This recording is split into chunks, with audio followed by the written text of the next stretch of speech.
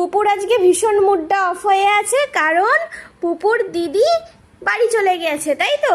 পুপু সারাক্ষণ কোলে কোলে থাকতো আর কাজল মেখেছে।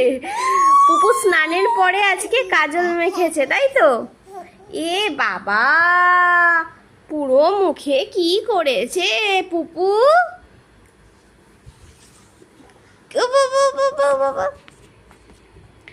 তো পুপুর দিদি এতদিন ওর সঙ্গে ছিল, তো পুপুর হচ্ছে মাটিতে পা পড়তো না বলা চলে। ক্যামেরাটা বন্ধ হয়ে যাচ্ছে, যাই হোক।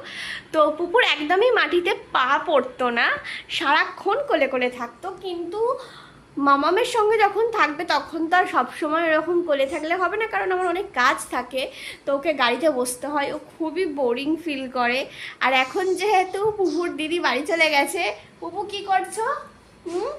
আর সারা মুখে কাজল মেখেছে পুপু, সারা মুখে কাজল মেখে ভর্তি করেছে। আবার কি বলছো? হ্যাঁ হ্যাঁ হ্যাঁ, হাই বলে দাও সবাইকে, বলো হাই।